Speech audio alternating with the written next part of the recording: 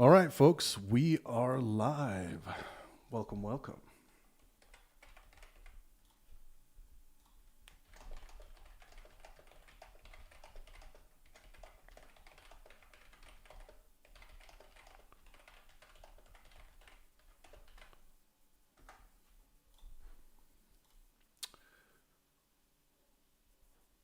Hello, everyone. Welcome, welcome.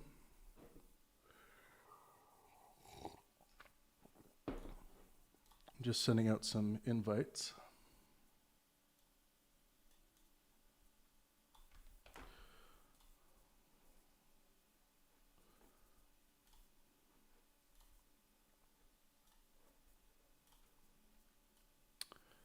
What's up? What's up? Welcome, everyone. Post. Boom.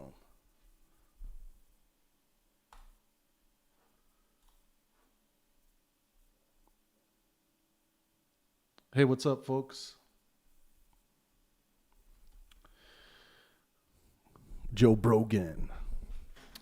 Well, I haven't had a chance to look at this clip yet, so I'm going to go through it and give you my first-hand reactions.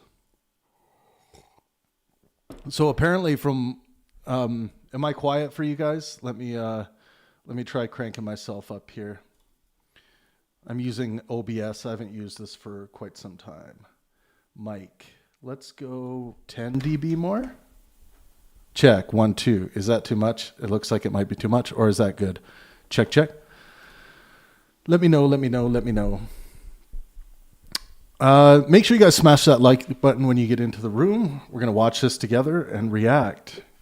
I was told that Joe Rogan and Konstantin Kisin were chatting about our recent debate. Of course, it featured Destiny, He Who Shall Not Be Named, on the Joe Rogan Experience. I think, no louder. I gave it 10 dB. Crank your shit up. All right. Well, hello, everyone. Welcome back. I am going to start live streaming more, but I really want to watch this clip, and you guys are going to get my reaction in real time here. I'm told it starts at this point, just 2 hours and 55 minutes into the discussion. So first let's make sure you guys can hear. I'm sure you can. Let's do a little sample. For example, well, you clearly won the debate, and then I'll see people say you got owned. Right. You know, and they're like, okay. All it looks like you guys should be able to I hear dominated, that. and all the people who agree with the other guy say he dominated. Yeah, and you'll see these pundits, and that's a weird economy, right? There's a weird economy of commentators on other people's exchanges. I think we need to go back. That is a weird, crazy thing. GuruFest we're going to get an advertisement. Welcome, everyone. Vuela dentro de México desde un... Meanwhile, goes out and knocks him out in the first round. Like, who fucking knocks out Charles Oliveira in the first round like that? All right, especially about now, like MMA. the Charles Oliveira of today. That's crazy. It's many things, but the mind that allowed him to get so elite at grappling also allowed him to get so elite at striking. Right. And it's setups and traps. It's not just throwing wild bombs. It's defense. His defense is fantastic. You saw that in the Josh Emmett fight. Josh Emmett, like, as far as like one punch power, he rivals everybody. I mean, you saw that fight where he knocked Bryce Mitchell out with a punch to the forehead. That guy hits so fucking hard, and when you look at it, it makes sense. I mean, he's a fucking tank. Yeah. And Ilya Depor. I have to. I don't know what these comments are. This was just sent to me by someone who will not be named. No, it wasn't Destiny who sent me this, but I have to say that I do think Joe Rogan is in general, a good faith, helpful interlocutor. And I think that is one of the most appealing things about him. Now, that doesn't address his dog shit epistemology. I think he's operating with a dog shit epistemology, very low resolution epistemology, easily tricked into things, easily led into things by people like Brett Weinstein, who is a conspiratorial line drawer type thinker. Those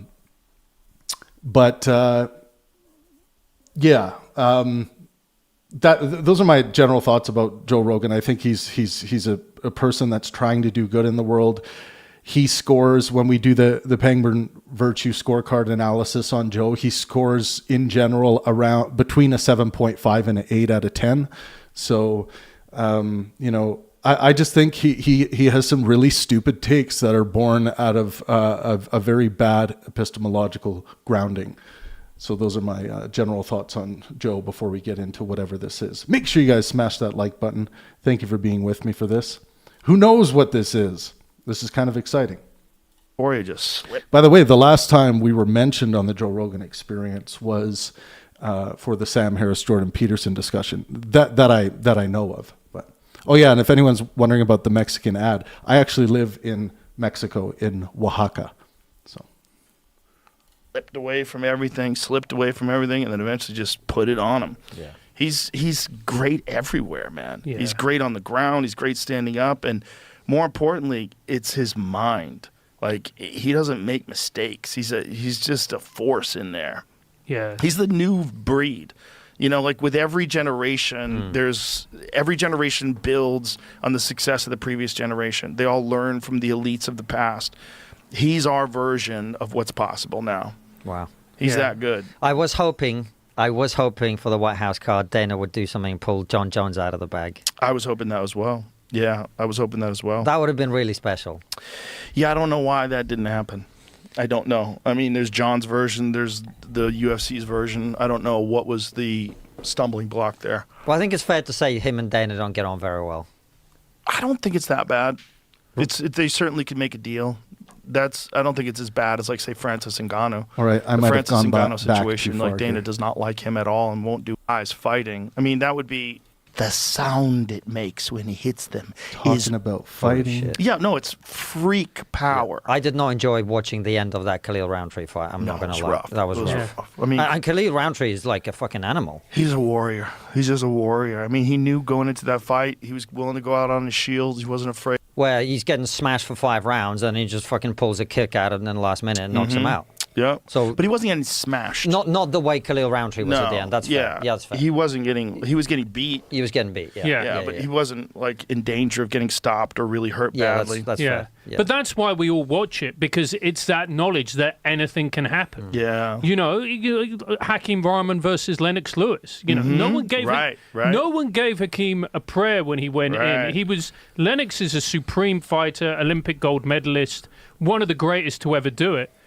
And then that one punch he hit Yep. flush on Lennox's jaw, and he was out. I remember watching it going, I mean, no one saw that. Especially in the heavyweight division. One Yeah. punch with those guys. Yeah. It's why I really like it, because in our world, like, if I do a debate, everyone talks shit to each other. And, like, Oh, here we go. everyone talks Now we're getting into debates here. I got to turn up my volume a little bit. shit, then they go have a debate, everyone still talks shit afterwards.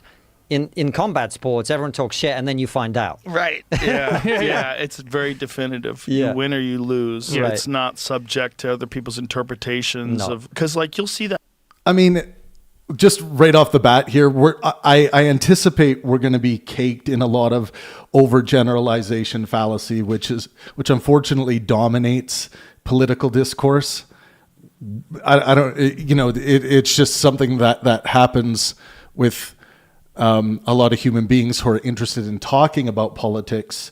There are obviously different tiers, but what I would call like McDonald's political discourse would be when there's just constant overgeneralization fallacies being thrown out there, unchallenged, no specificity, no rigor. And I just heard some of that there. It's like, yeah, everyone, just talk smack at the beginning. Well, most people in the Pangburn universe who I talk to, for example, have high resolution political takes. And maybe part of that is because they know I like to have high resolution conversations, and that if they come to me with an overgeneralization fallacy regarding a political issue, and it doesn't matter where it's coming from, what side of the political spectrum is being talked about or whatever, I'm going to demand specificity, or I'm going to push for specificity. But there are a lot of people out there giving good, thoughtful, political takes on issues. But if you read the YouTube comment section, for example, and use that as your source of belief, then yeah, you might be led to believe that it's all smack talking. That in debates too. Like I'll see a debate where I think, like for you, for example, well, you clearly won the debate, and then I'll see people say you got owned. Right. And they're like, okay. And all the people who agree with me say I dominated, and all the people who agree with the other guy say he dominated. Yeah. So I assume there's going to be more context here. Let me go back a little bit. Where he's getting smashed for 5 rounds, and he just fucking pulls a kick at it in the last minute and knocks him out. Yeah. So, but he wasn't getting smashed. Not the way Khalil Roundtree was at the end. That's fair. Yeah, that's fair. Joe Rogan says here that you obviously won the debate, so there's something in reference here, but maybe he was getting beat. He was getting beat. Yeah. But he wasn't like in danger of getting stopped or really hurt badly. That's fair. Yeah. But that's why we all watch it, because it's that knowledge that anything can happen. Yeah. Hakeem Varman versus Lennox Lewis. No one gave no one gave Hakeem. For example. More ads. I'm probably clicking too much.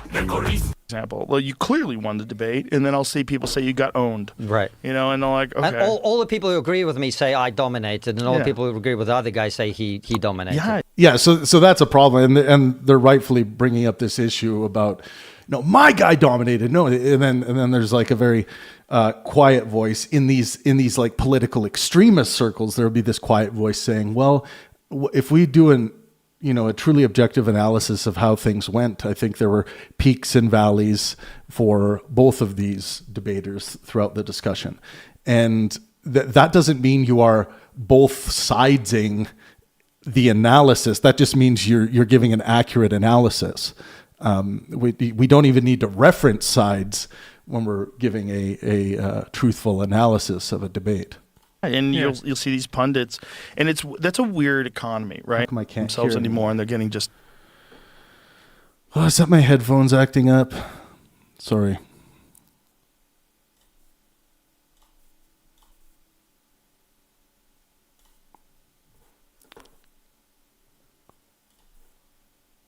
Tuned up, and that was the end of the version. I don't know what was the stumbling block there. Well, I think it's fair to say him and Dana don't get on very well. Holy shit. For example, well, you clearly won the debate, and then I'll see people say you got owned. Right. And they're like, okay. And all the people who agree with me say I dominated, and all the people who agree with the other guy say he dominated. Yeah, and you'll see these pundits, and that's a weird economy, right? There's a weird economy of commentators on other people's exchanges. Yeah. And that is a weird sport. Like, it's a weird. You've made loads of careers. There's loads of people. Joe Rogan said this on his pod. That's the entire content. Yeah. They work for me. They don't even know it. We'll see if Joe Rogan qualifies why he thinks it's weird, a weird economy. They do. They make me more famous. Right. Yeah. You're getting all the kickbacks. Also, you get to see what kind of a person they are, right? And they're silly, bitchy people. You go like, well, the silly, bitchy people don't like him, or maybe someone who you agree with doesn't like me. Like, oh, well, I don't like him anymore. Yeah. Which is fine. But it's like that economy of commenting on other people constantly. The problem with that is you've always put yourself in a position of an outsider. Right. You're like me. Right, when it comes to combat sports, I'm a commentator. That's all I do. I can't fight. I'm 58.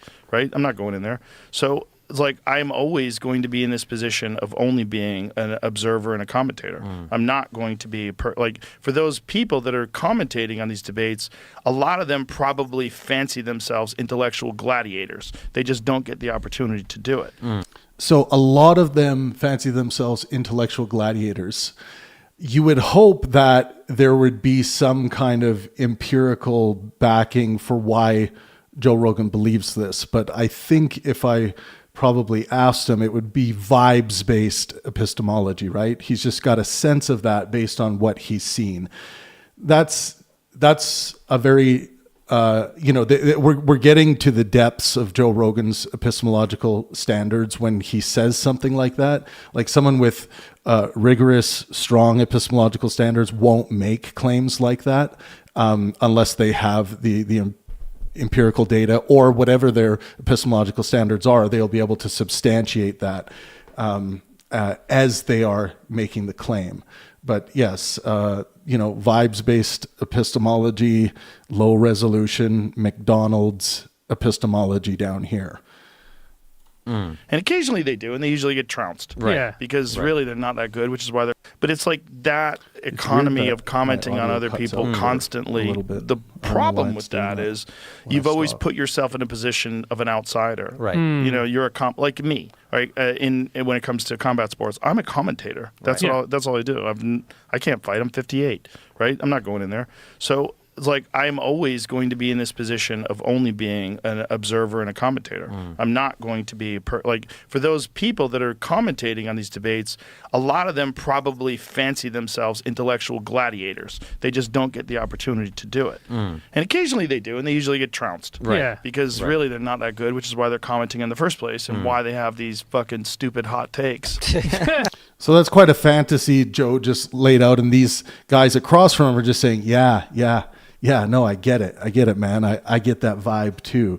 Instead of saying, like, you know, do you have any, you know, statistical, you know, evidence or anything to justify this belief? They're kind of nodding along with this.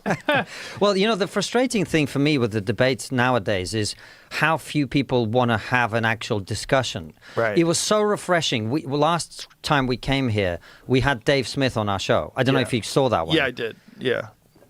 We loved great. it. It was great. We loved it.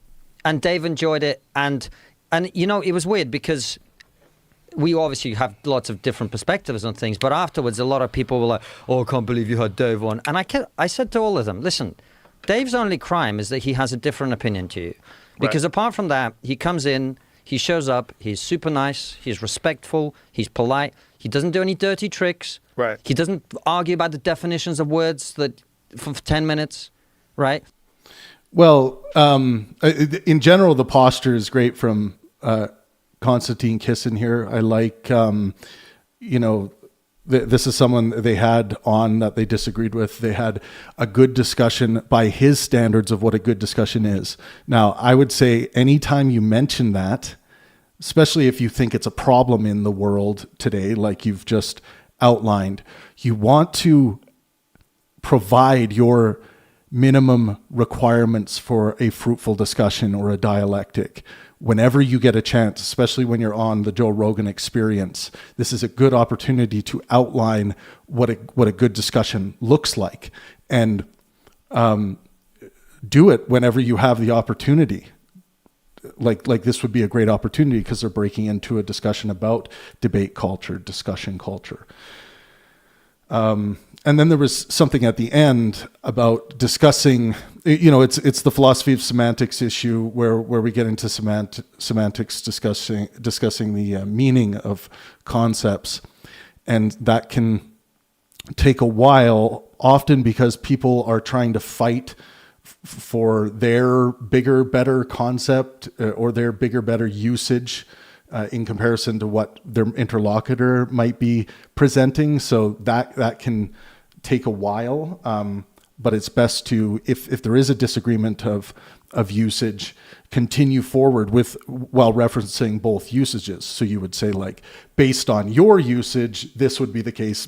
Based on my usage, it would actually be a different outcome. So that sometimes can take more time to move forward with that, but it's better than sitting down having a semantics discussion for a long period of time and having that consume the discussion. And I think that's what Konstantin Kisin's kind of getting at. But sometimes that negotiation is going to take time. So you got to be patient to that, because despite whether you like it or not, semantics and language is at the heart of what's going on when you're interlocuting with someone.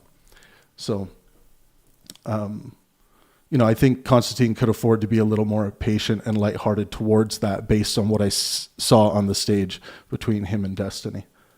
He just goes, here's my opinion, here's your opinion, let's discuss. Yeah. And that's how conversations should happen. So here's my opinion, here's your opinion, let's discuss. That is a way to have a discussion.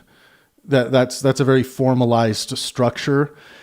If you try to enforce that, I doubt that that's going to work often if you try to enforce that stringently. Everyone is going to have, see, if you set your minimum requirements for a fruitful dialectic too stringently, it's going to feel like you are trying to enforce something on your interlocutor, if they happen to have different minimum requirements. So, at Pangburn, the minimum requirements are good faith and helpfulness. And, good faith means, in the way I use it, sincerity of intentions, honesty. Those things are kind of connected under the good faith umbrella. And when it comes to helpfulness, like throughout the course of a dialectic, it would mean like, if your interlocutor is struggling to give you the strongest form of their argument and you have an idea that can help them, you reach out your hand and you help them up. You don't take that as an opportunity to pounce on them and beat them further into the ground. You help them. So, but if you're too stringent about it, if you're like, I'm going to talk, then you're going to talk, and then we can discuss our opinions. There are different conversational styles out there. There are different minimum requirements, and you should be open to negotiating those. And I think we saw later on in the discussion, Konstantin became more open in the discussion with Destiny with regards to his minimum requirements. And he was allowing for some interjection or interruption and some quick back and forth response. And I also think Destiny allowed for Konstantin's style as well as things move forward. So I think they did the right thing by accommodating each other's minimum requirements eventually, but it took a while to get there because I think there was a heavy-heartedness in the air when things began. Right. But so much of the debate stuff now is not, people aren't discussing the issues. They've just decided you're a bad person. Right. And that's what they're trying to achieve. They're trying to get a cheap laugh from the audience that they're playing to who's not even in the room, because they know their retard followers are going to watch it online afterwards and be like, oh, he owned him. But where did we get to? Well, it's just some people. Let's go back a little bit there. We loved it. It was great. We loved it. And Dave enjoyed it. And it was weird because we obviously have lots of different perspectives on things, but afterwards a lot of people were like, oh, I can't believe you had Dave on. And I said to all of them, listen, Dave's only crime is that he has a different opinion to you. I'll get to your guys' comments, by the way, as soon as I'm done moving through this. Because apart from that, he comes in, he shows up, he's super nice, he's respectful, he's polite, he doesn't do any dirty tricks. Right. He doesn't... Like, if I can have a sane, rational... should happen. Right. But so much of the debate stuff now is not... People aren't discussing the issues. They've just, decided you're a bad person. So I think people are discussing the issues. Destiny had, before this discussion, had 9 dates in a row on stage where he was having conversations with all kinds of people, including one of Trump's right-hand man pundits in Dinesh D'Souza. And in that conversation, they discussed the issues. It was very passionate. There was a lot of back and forth. They discussed the issues. Destiny had 8 dates on stage traveling around the United States of America, talking to real people who have had concerns with how Destiny talks about ideas, some of his positions. They are Trump supporters coming on stage, having good faith, helpful dialogue with Destiny, sometimes 10 different people a night. Those were literally all of them were good faith, helpful discussions. So I don't know where this opinion is coming from, because the content I consume, I'm seeing, if I see sure, you can look at something like Jubilee, and that's obviously, I think it's obvious that that's like McDonald's level political philosophy, McDonald's level debating. And there are steps up from that to transcend into something that is healthier for your daily intellectual diet. And those levels above, I think if you really, try to eliminate as much of your bias as you can when you're consuming that content, you're going to find good faith, helpful interactions and conversations happening all the time. So I think this particular view that Konstantin's espousing here is coming from a negativity bias, a negative utilitarian lens of the landscape. And I couldn't disagree more with it. I think maybe it has to do with the kind of content he consumes, or maybe some conversations that don't go well on his own show. But I would strongly disagree that is the culture right now. I met so many Trump supporters and interesting, cool people that came out to debate Destiny on stage. They always had a good time. They stayed and mingled with the audience, met Destiny's fans. And so I think this is maybe Konstantin's referring more to like the extremist debate culture or something like that, but I think it's a bad take if this is to be a take on generally what's going on in the discussion debate culture. Right. And that's what they're trying to achieve. They're trying to get a cheap laugh from the audience that they're playing to, who's not even in the room, because they know their retard followers are going to watch it online afterwards and be like, oh, he owned them. But where did we get to? Well, from the audience that they're playing to, who's not even in the room, because they know their retard followers are going to watch it online afterwards and be like, oh, he owned them. But where did we get to? Well, it's just some people that are doing that, and those people, that's all they can do. That's why they do it that way. Right. If they were really intellectually compelling, and if they were like smart people, like I don't want enemies. Like if I can have a sane, rational, peaceful discussion with someone where we disagree with something, I would greatly prefer that than have someone who's insulting me and I'm insulting them. We're trying to like get off on each other. Like why? I'm busy. I have things to do. Like I don't.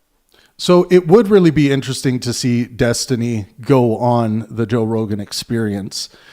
I think Joe would be pleasantly surprised by the good faith, helpful nature coming from Destiny. If Joe was able to strip his bias and take the conversation for what it is.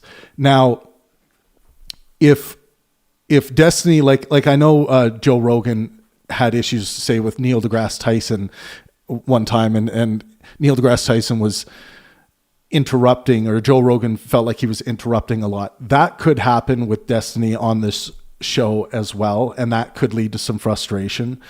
But I think like everyone, including Destiny, you got to have a fair amount of patience and bring a light-hearted, open attitude into conversations, especially having conversations with people who hold ideas that you detest, which I'm sure Joe Rogan would hold ideas that Destiny detests and vice versa. So I just think it would be an interesting guest for him to have on. It would be a guest that would have a lot of pushback for Joe. So if he's looking for like a peaceful kumbaya situation, he claims to be a guy that can handle a good amount of pushback, but can he handle, the Destiny kind of pushback? That would be interesting to see. But I will say that in my, with getting to know Stephen and traveling the US with him this past year, I see him as a good faith, helpful interlocutor that sometimes has problems with patience. I think that's his biggest thing. I think he brings a great lighthearted attitude to conversations in general. I think he's a fallibilist. I think he really does care about, the maximizing well-being for himself and those around him. But he's also not going to back away from a fight if the heat seems to be turned up by like a heavy-hearted cloud all of a sudden comes over a discussion. So, yeah, I've noticed, and trust me, I will press play, but I have noticed a lot of the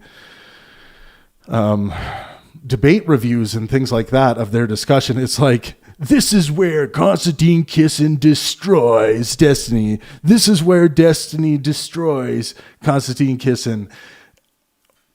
Please, if you're a content creator doing that kind of thing, please shoot higher for higher resolution standards for yourself. Let's at least talk about here's where this person was wrong. These are the reasons why. And bring to the table some dialectical requirements that are reasonable, that aren't too stringent. But let's keep going. I don't need that kind of bullshit in my life, and I don't mind when someone disagrees with me. I think it's healthy. I also want to know why you think the way you think, genuinely. Right. You know what, I see it as an opportunity, as like, because we all have blind spots. Yeah. We all have blind spots. We all have biases. I don't care who you are, how smart you are. You have biases. You Not have me. blind spots. Yes, we do all have biases, and you need to check them regularly. And not all biases are bad. Like, I have a bias towards maximizing well-being for myself and those around me. That's a good bias. Not me, mate. I know everything. Yeah. But when someone goes, well, actually, Francis, you say this, but what about this?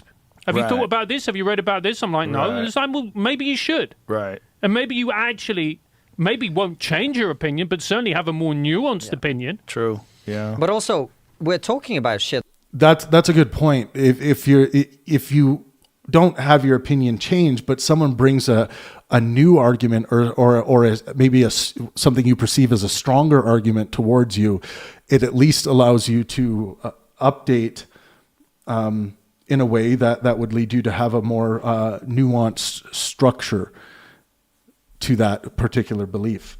That actually matters. Mm-hmm. You know? And it deserves to be taken seriously. Yeah. Well, the answer is don't engage with those certain people. Yeah. You know. Here we go.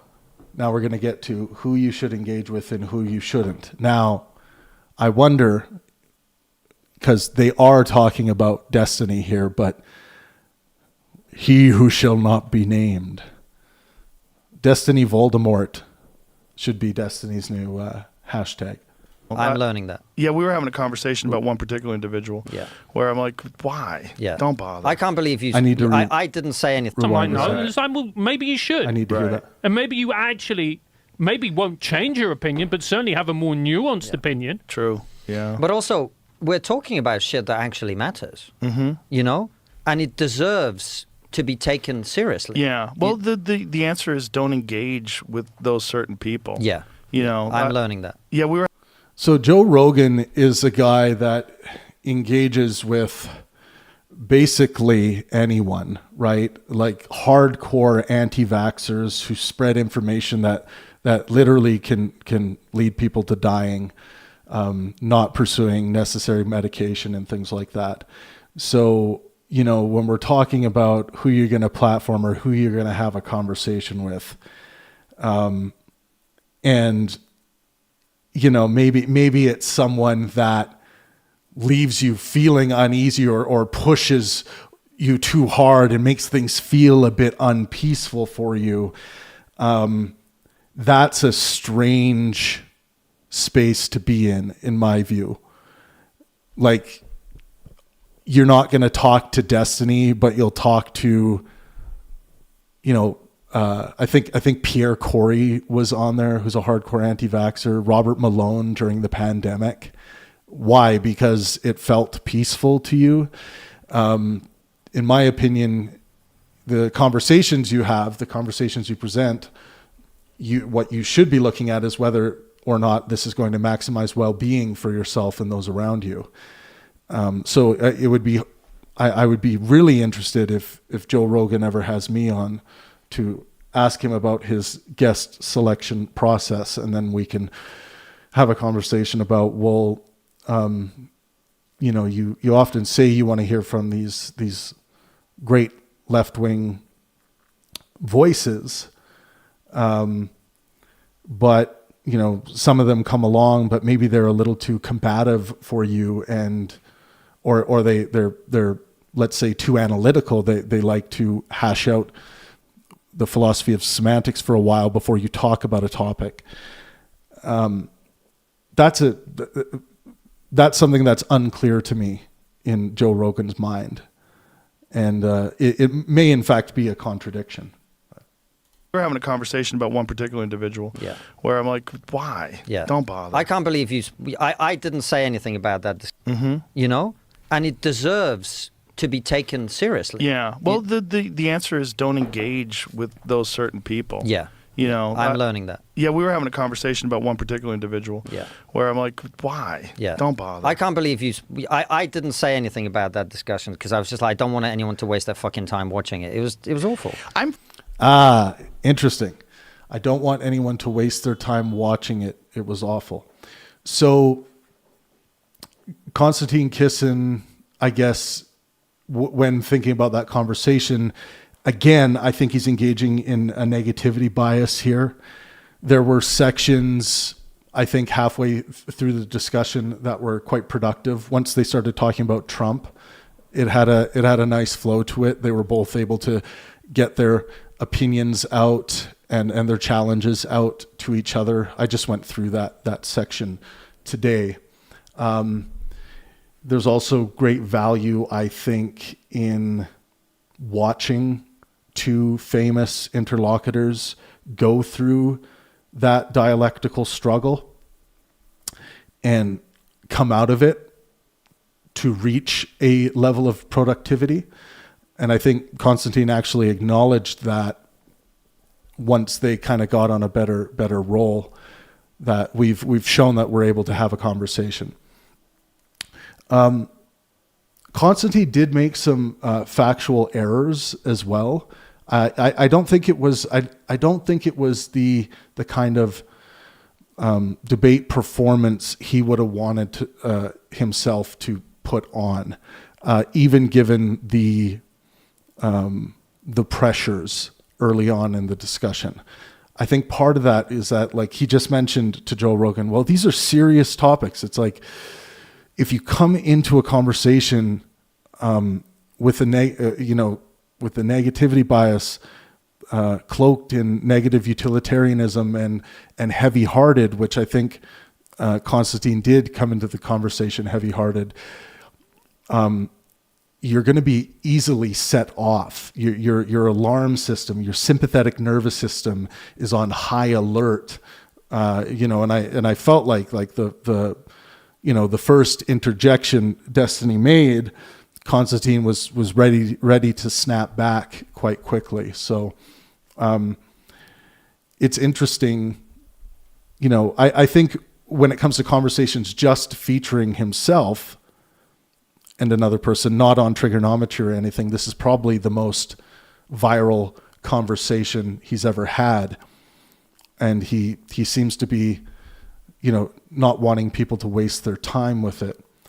But surely people will watch the discussion, so it would be interesting for him to give a more detailed account of the discussion as opposed to kind of dismissing it. And and then the reasons why he is dismissing it is important too. But let's hear that part again. That was interesting. Individual. Yeah. Where I'm like, why? Yeah. Don't bother. I can't believe you.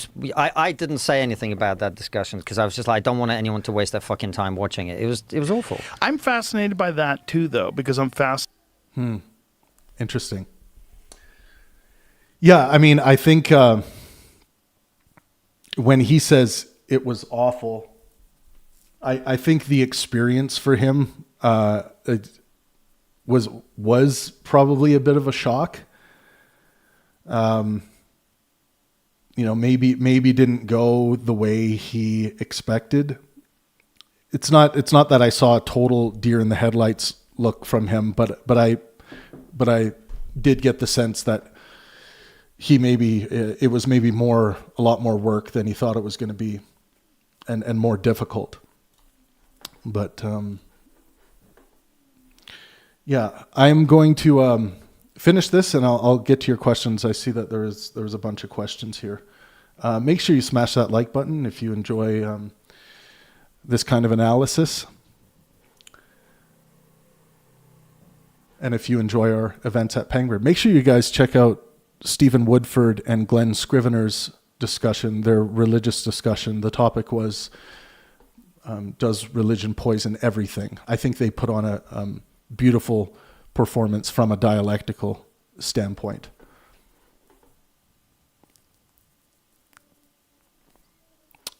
Now let's get this going. Sorry, I lost my window here. Fascinated by these people that are doing that, where they're just trying to win and use tricks and be sneaky. I'm fascinated by these people that are doing that, where they're just trying to win and use tricks and be sneaky. Because like they think of discourse in a completely different way. Right. They think about the whole thing in a completely different way.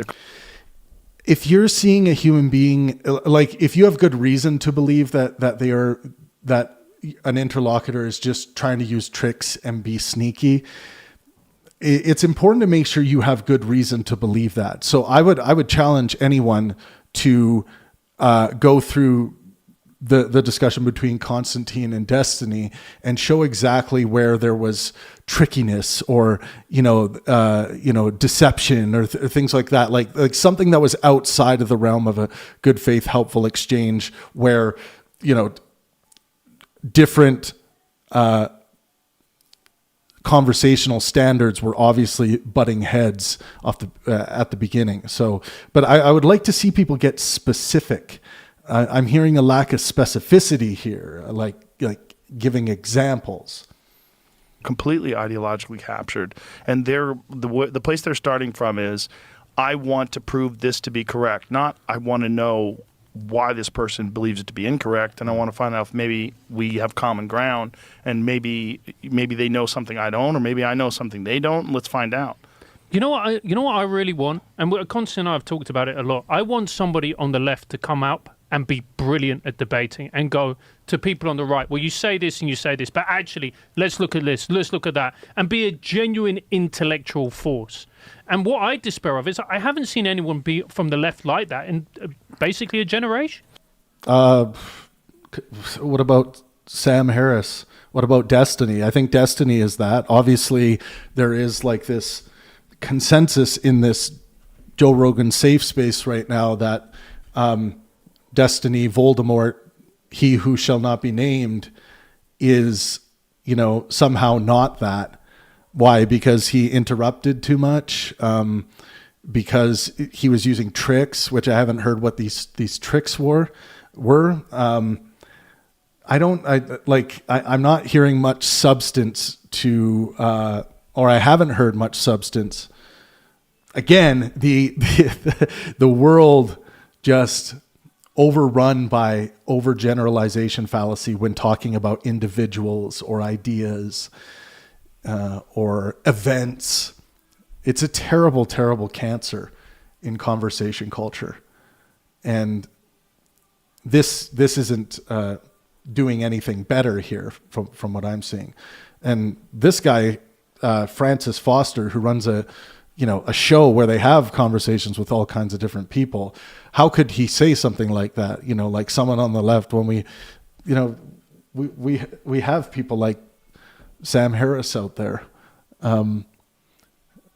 There's a lot of scientists, David Pachmans of the world. I'm not someone who knows all of them, but these are human beings that have a lot of opinions, have a lot of things to say. They have the ability to engage in a good faith, helpful way. So, I think it's more of you got to get out there and find them and give them an opportunity. If I was to go on, I'm a center left guy. If I was to go on their show, I'm going to represent my ideas in a good faith, helpful way, passionately. And I know all kinds of people, Don Prager in the Pangburn Universe. There's all kinds of people out there that can defend these positions. But when this guy singles out the left and says that, I assume maybe they have a list on the right of people they think can handle themselves by a better standard. I don't know. I think the generation that you're talking about has been captured by some certain narratives that you have to agree to that aren't rational. So as soon as you do that and you I want somebody on the left to come up and be brilliant at debating and go to people on the right, well, you say this and you say this, but actually, let's look at this, let's look at that, and be a genuine intellectual force. And what I despair of is I haven't seen anyone be from the left like that in basically a generation. I think the generation that you're talking about has been captured by some certain narratives that you have to agree to that aren't rational. So as soon as you do that and you such as align yourself with this particular ideology, you're already saying, I'm willing to believe some shit that doesn't make any sense at all because this is the only way to be accepted by my tribe. That intellectually compromises you. And that also, I think, humiliates you in a certain way. It puts you in a position where you're saying something that you know can't be true, so you set up blind spots. Do you think they know it's not true? I think there's got to be a part of them that realizes there's a good argument that it's not true. You know, especially when... So they're focusing on the left with regards to this right now. That's interesting. How many of you think that this is just, an issue sometimes on the left? What about the right? When it comes to like transgender stuff or border stuff, there's certain things where like there's no real good faith to agree to that aren't rational.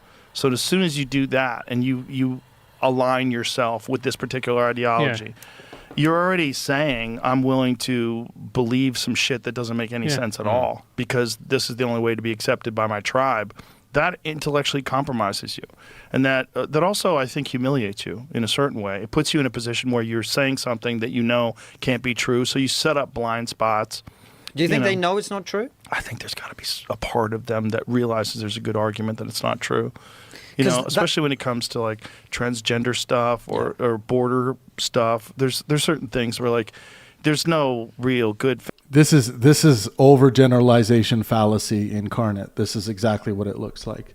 Faith argument that you should have an open border and allow fucking any psychopath to come across the border and invade your community. That seems no one wants an open border that allows any psychopath to come into your community, right? So we're setting up straw man here as well, and the rest of the room's going, yeah, right? Seems crazy. That seems crazy. Like if you understand anything about human nature and the nature of the world and the level of poverty and crime that exists outside of the United States, particularly in third world countries where you're just allowing I thought people. You were talking about Canada there, Joe. I'm all for them invading. They should come over. They should bail on their country until it gets better. I just asked. Yikes.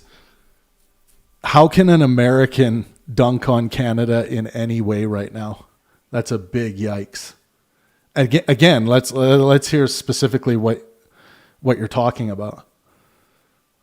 Like,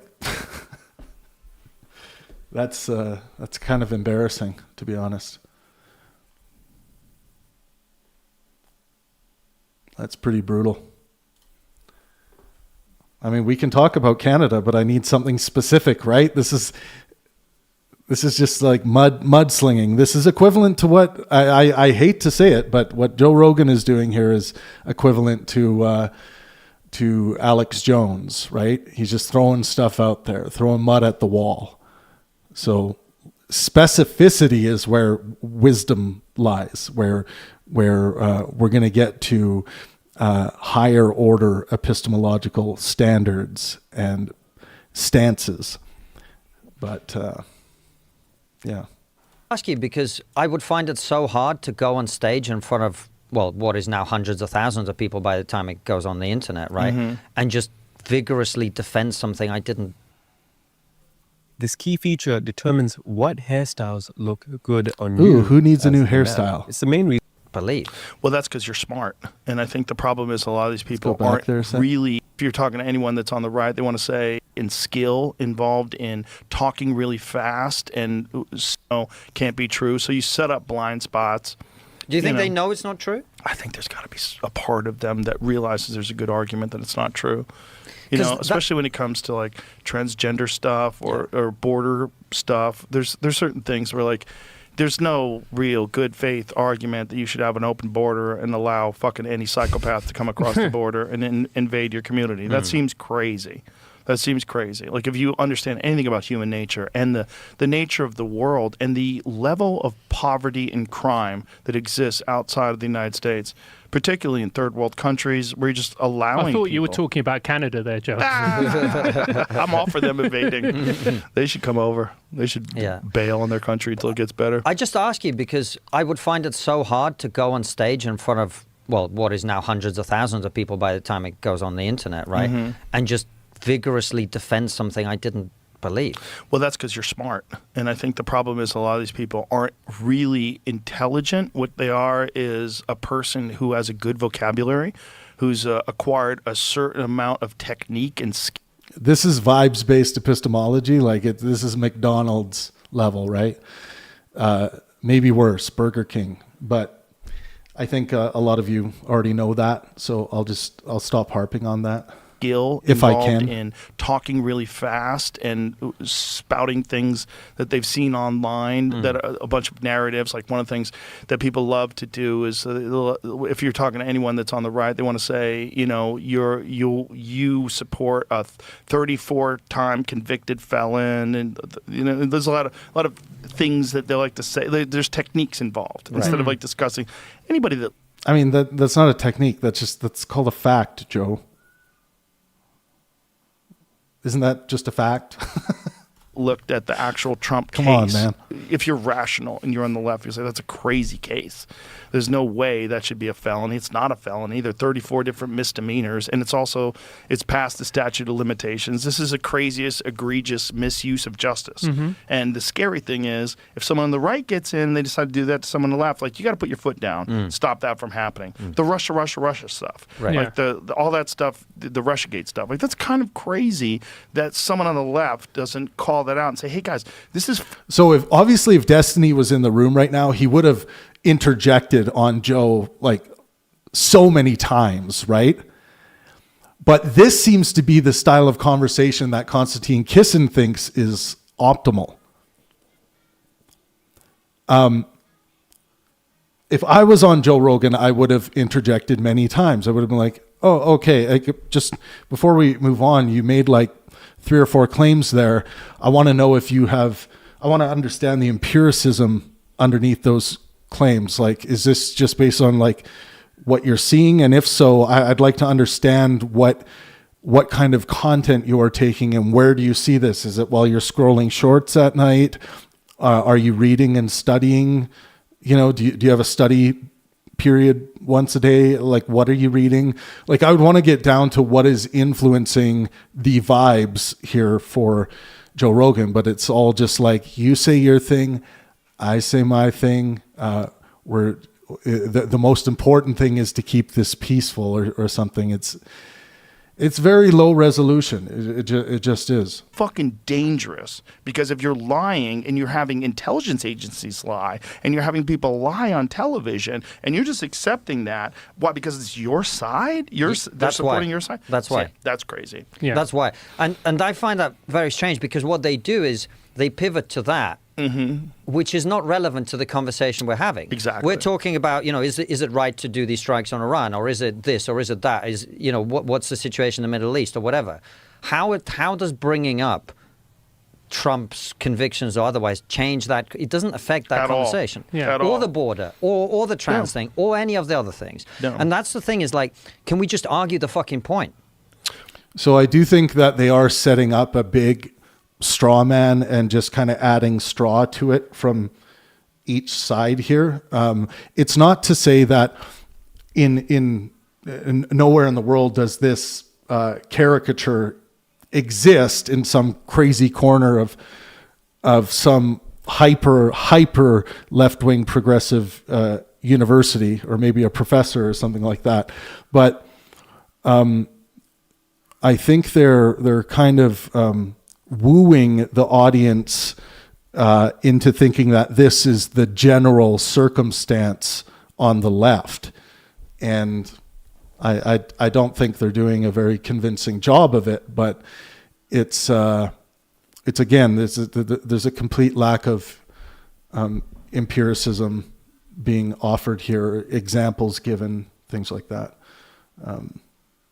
Well, I think at a certain point in time, you're going to have to choose real opponents. It's like the Jake Paul thing. But see, I want the real opponents, Right, but where but where are are they? they? Where are they? Right, that And is we've a had problem. people on the show where it's like we had this woman from the Guilty Feminist podcast, and she came on, and we gave her 40 minutes. She basically laid out her whole vision.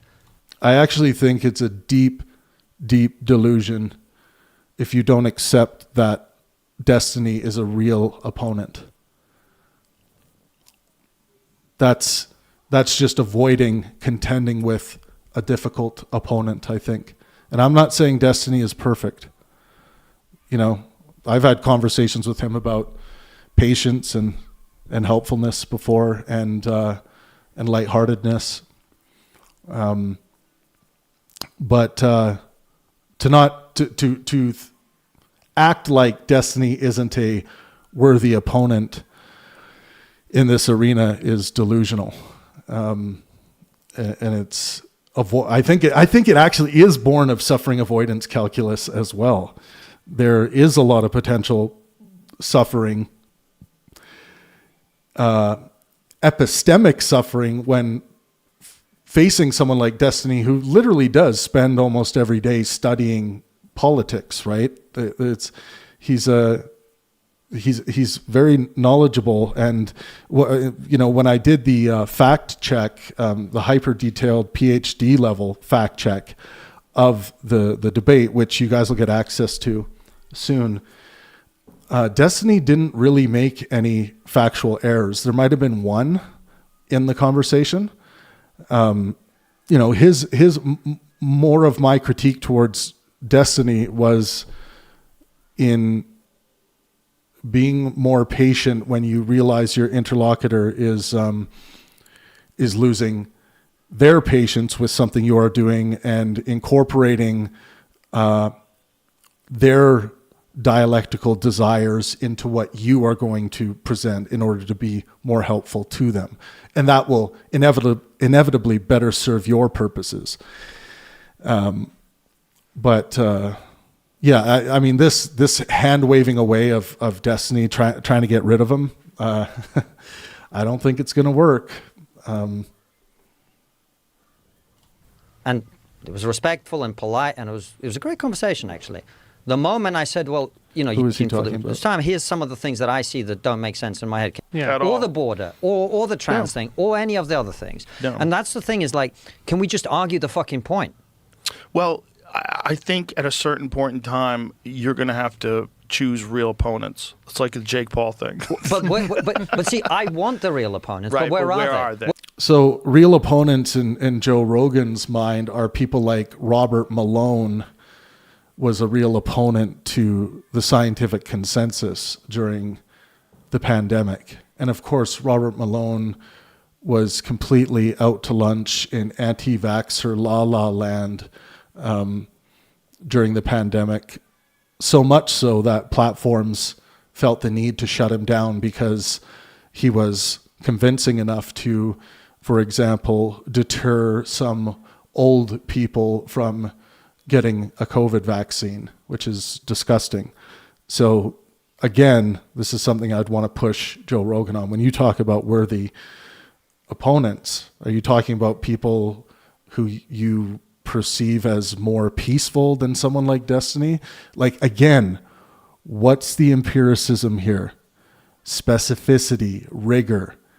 Nothing being said here is rigorous or specific. Where are they? Right, that And is we've a had problem. people on the show where it's like we had this woman from the Guilty Feminist podcast, Just and she going came back on, a second and we here. gave. That's crazy. Yeah. That's why, and I find that Sorry for very strange, repeating because this what stuff. they I like do to- is I like to they go through pivot it to this way, that, so. which is not relevant to the conversation we're having. Exactly. We're talking about, is it right to do these strikes on Iran, or is it this, or is it that? Is what's the situation in the Middle East, or whatever? How does bringing up Trump's convictions or otherwise change that. It doesn't affect that At all. conversation. Yeah. At Or all. the border, or the trans thing, or any of the other things. No. And that's the thing is like, can we just argue the fucking point?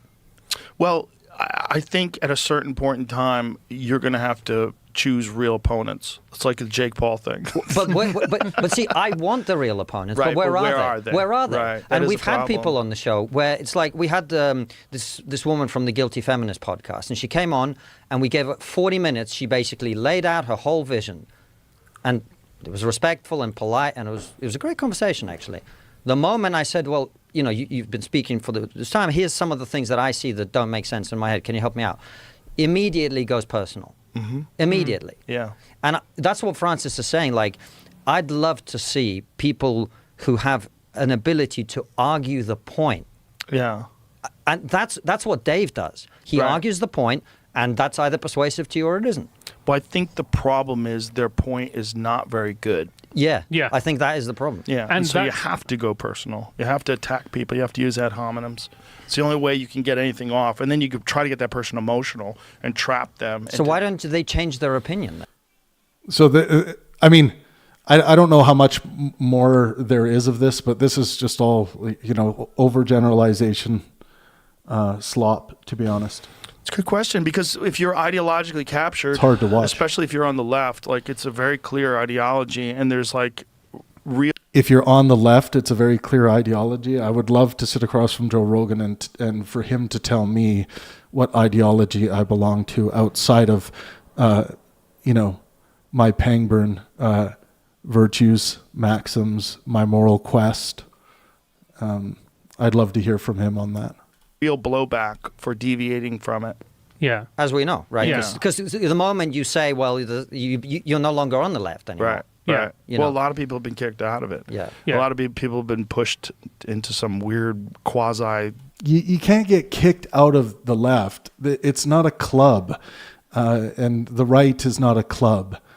I have, throughout my history of producing live intellectual discussions, if I'm bringing Jordan Peterson on stage, all of a sudden I am a right-winger. Even though I'm bringing him on stage to have a conversation with Sam Harris or Matt Dillahunty. If I'm working with Dinesh D'Souza, I'm a right-winger. It doesn't mean I've been kicked out just because of what some people on the internet might say. That's not how this works. This is quite a warped bit of conversation here. Yeah. Homeless land. Well, that's how we all political ended up thing. as like right wing. It was like, fuck off with this shit. Yeah, fuck off with this shit. Yeah. You know, when 20 years ago, all the stuff that we talk about. So you're yeah, I mean, yeah, it doesn't mean you are now right wing or end up right wing if people are telling you that you're right wing. But people are going to measure like your policy support, the things you like, your attitudes towards things like immigration and whatnot, and that can be spectrumized, and it can show which side of the political spectrum you are leaning on, right? And if they say, well, your attitudes are conservative, so to me, you're a conservative. And if you say, no, I'm not, I believe I'm a centrist or I'm center left, then fair enough. You guys disagree on where you land. But there are ways to quantify this stuff in political science. About it wasn't just like not right wing. No one questioned. Do you remember? Do you remember fix my 25 years ago, headphones. people running around going, "We need an open border." Right. Right? No. Or like Right. you can change your sex by just going like abracadabra. Right. Let's see if No they one- talk about this anymore. Any heretics, like My anybody little- that deviates from whatever their doctrine is, like you're. Okay, it's more of this. And more they're of trying this. to find out, like, and I think there's a lot of people that don't believe. Oh man, some people primarily consume Joe Rogan as their kind of intellectual diet, and that's a big problem. Yikes, big yikes. It's not that I hate Joe Rogan or anything, and this is obviously one sample size, but you can learn a lot about a thinker based on the kinds of claims they make and how they discern information and fallaciousness and things like this. I see that there were some questions. Thank you so much for the super chats for everyone who dropped one. I will get to those right now. Travis, what is your personal opinion? Oh, and by the way, I have to bring my my little boy to a birthday party in a few minutes here, but I'll get through these for sure. Travis, what is your personal opinion about whether it's okay to interrupt your opponent if it feels as though they aren't engaging with your question or debate topic? Do you feel Kisin does this when pushed? I think it can be the most helpful thing to do in a conversation, to interrupt, interject. So again, if you bring this stringent attitude into a conversation, like I'm going to get my turn to say my entire thought, then you're going to get your turn. When you're going into the ring with someone who might have different dialectical standards than you, then that is an architecture that's going to fall apart frequently. You need to be more open. This is where lightheartedness is such an important virtue to uphold. If you truly do embody a lighthearted nature, you will be very open to what's going to happen when you sit down and begin this dialectic with your interlocutor. So yes, of course it's okay to interrupt your opponent, to clarify if you feel as though they've missed what your question was, or it's only wise to do so sometimes. And if you are phobic of being interrupted, that's going to show, and it's just going to add heavy-heartedness, a heavy-hearted cloud over the discussion, which has very little chance of bearing fruit. And hopefully everyone is interested in a combined goal to want to bear fruit out of their conversation. Communication is a virtue in Pangburn philosophy. The corresponding maxim is that good faith and helpfulness are the minimum requirements for a fruitful dialectic. And I truly believe that. I truly believe you need a kind of both of those things in a discussion in order for it to be fruitful.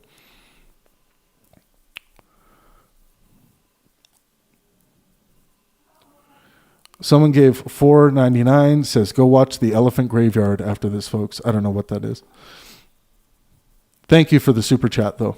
I appreciate that, folks. I'm going to start live streaming more, by the way.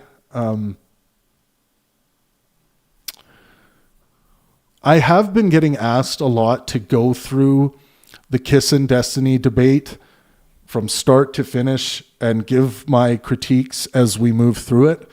It's going to be a long live stream, but I think I'm going to dedicate some time to do that because I think it's useful to get down to the actual empiricism and empirical data of what occurred, especially in that beginning section, because there's a lot of overgeneralization about that section going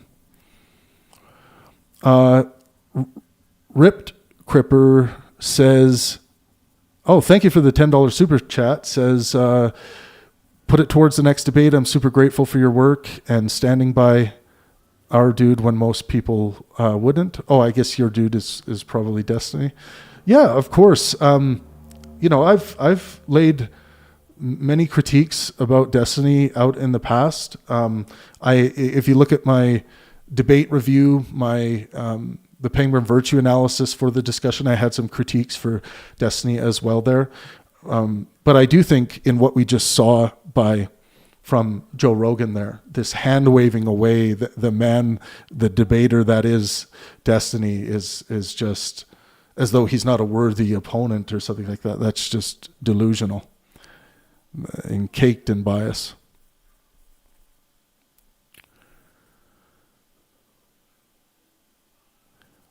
Oh, TEG is art. Oh, okay. The Elephant Graveyard is art. As a thinker, you will enjoy it. Thank you so much, Clippus. Yeah, thank you. Okay, cool. Well, that's going to be it for this live stream. Before you leave, please smash the like button. I would really appreciate that. You'll get notified when I do go live, if you smash the like button, and I'd like you to be with me for these analyses. Thank you so much for being here, and as always, let art and science inspire.